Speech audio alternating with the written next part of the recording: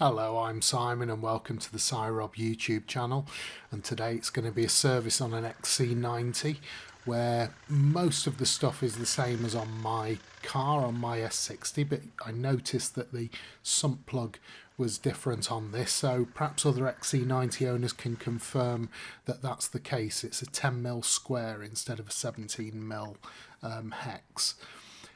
The rest of the service though is pretty much bog standard Volvo D5 stuff, where you loosen the filler cap and you loosen the dipstick and you remove the sump plug and you just drain the oil out.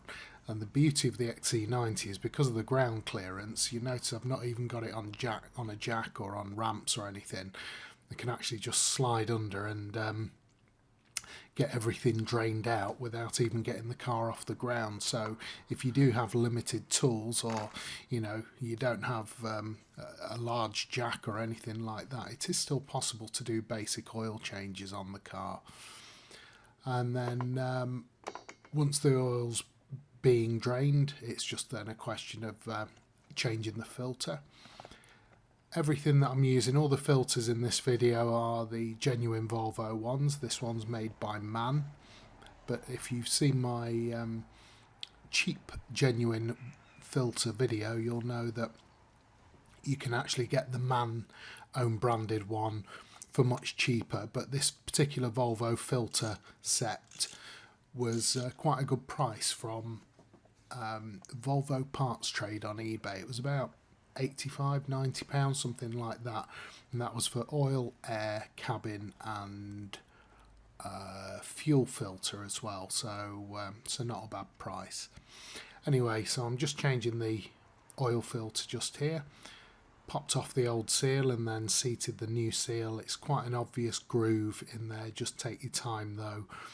It's quite an obvious groove that it goes back into. There's more detail in my other D5 oil change video if any of this isn't very clear. I'm kind of skipping through most of the parts because I do have individual videos for pretty much everything that I'm doing on this. The only difference is going to be the cabin filter. That's it. I don't have a cabin filter video, so you might find that useful a little bit later on in this video.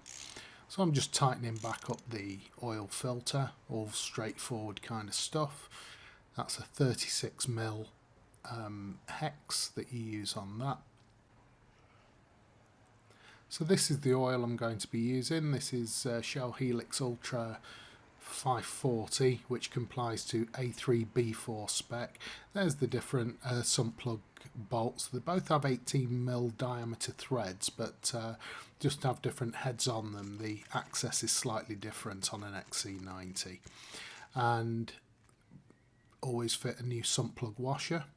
This Volvo one probably costs more to package it up and put it on the shelf and everything than give it away, but that's Volvo for you. They cost pennies, so always fit a new filter. Because this is the Euro 3D5, it was pretty straightforward. You can just fill the oil until you reach the top mark of the dipstick. So I put in a full 5 litres and then I put in about half a litre from the next one just to get things measured up. But all you do is then just run the engine afterwards and check the level, and as long as it's at the, well, you can anywhere from halfway to the top of the dipstick is absolutely fine. If it was Euro 4 D5 though, you would only be looking at around about a third of the way up the dipstick, because you have to put in less oil in a Euro 4 just in case of failed DPF generations diluting the oil. So I'm there just checking the dipstick, just giving it a clean, giving it a second dip so I can get a more accurate reading, and I think we're around about 3/4 of the way up the dipstick. I'll see if I can get a freeze frame on that. Yeah, it's quite difficult to see when the oil's brand new and clear. And then the air filter, well, it's pretty, it's all kind of straightforward. It's only 2 or 3 clips. In fact, there's no real tools required on this. Might be worth just checking the back of the air filter though, the housing. there's 3 lugs at the back, and they sometimes just need a bit of a levering off with a screwdriver, because they can be quite stuck in there and you don't want to tear them off. And that's the old air filter, not the worst I've ever seen, but certainly ready for a change. And so I then just fitted this genuine Volvo one. I'm not sure who makes this one. I've used MAN filters before, and the quality is excellent. You can also use Mahle, M-A-H-L-E. They're also very good as well.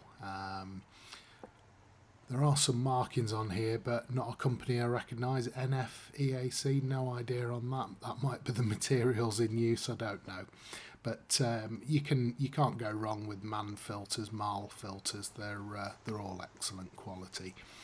And it just goes in exactly where the other one went. You can give the airbox a hoover out if you want to, if it's full of leaves or anything like that, but this one was in pretty decent condition underneath, so it was just a straight swap. Take the old filter out, pop the new filter in, and we're away. So for the cabin filter in the XC90, you've got these carpeted panels just here, which just need unclipping from the side. It's just the way it all overlaps, all the pieces of trim overlap, so you have to take one piece off to access this piece here. That's 2 Torx screws holding that in. You always want Torx bits in your toolkit, anywhere from like T5 all the way up to T60. I think these were about T30 maybe, something like that.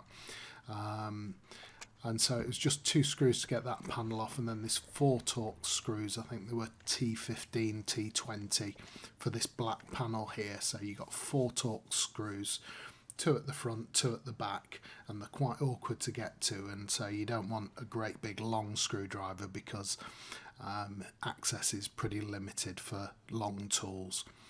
Anyway, once that cover comes off, you can then pull the old cabin filter out.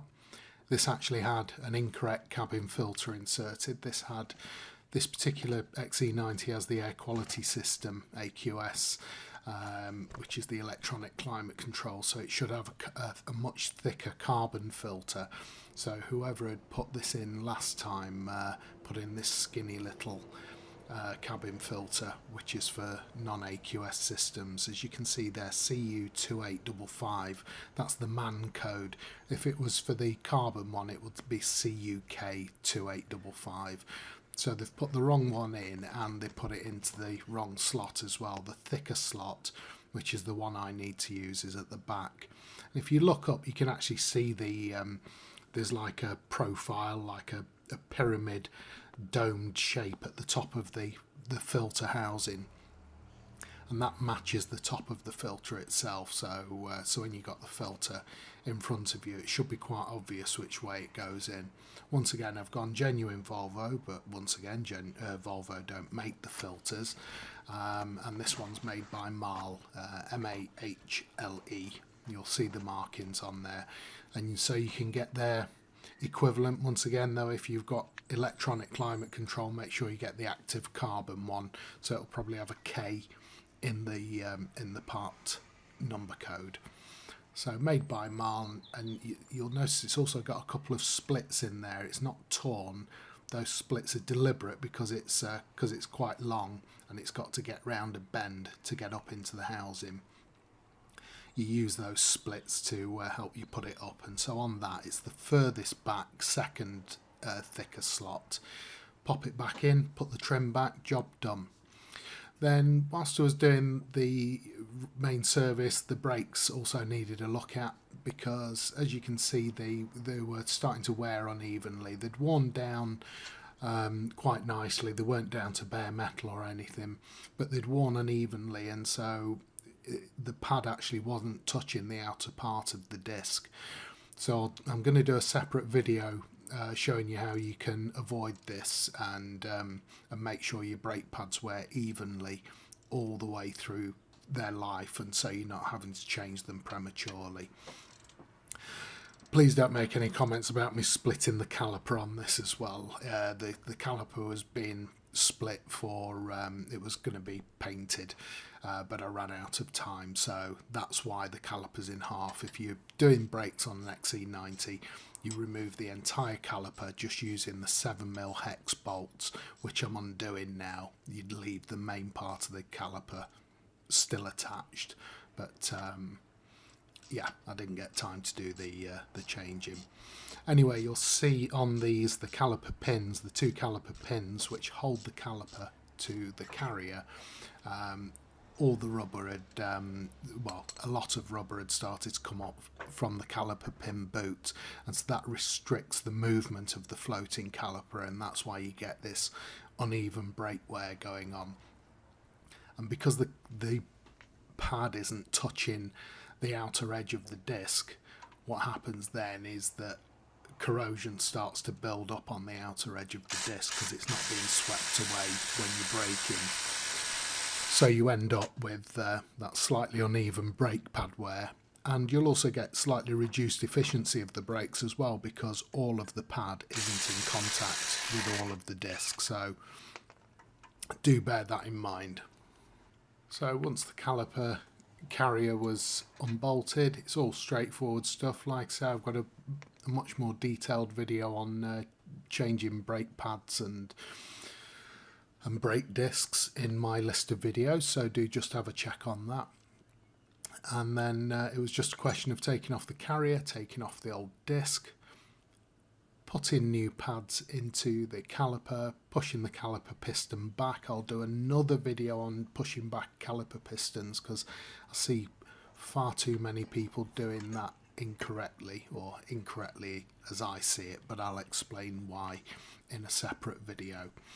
And yeah, so you end up with this quite crusty disc, and still lots of width left on it, but yeah, there's no point putting fresh pads on a disc when it looks like that. So it's just new discs and pads, and like I say, I'll do a video where I show you how to avoid this happening in the future, and there you can see where the pad has not been making contact with the disc correctly as a result of those seized up caliper pins.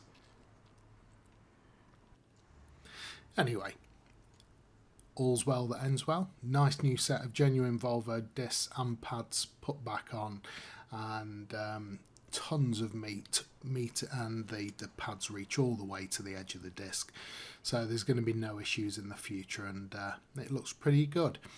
And the owner, Glyn, is his name. He's been very pleased with it so far, and I'm going to do the fuel filter for him in a few days' time because that was sent incorrectly. Look at those there, fantastic.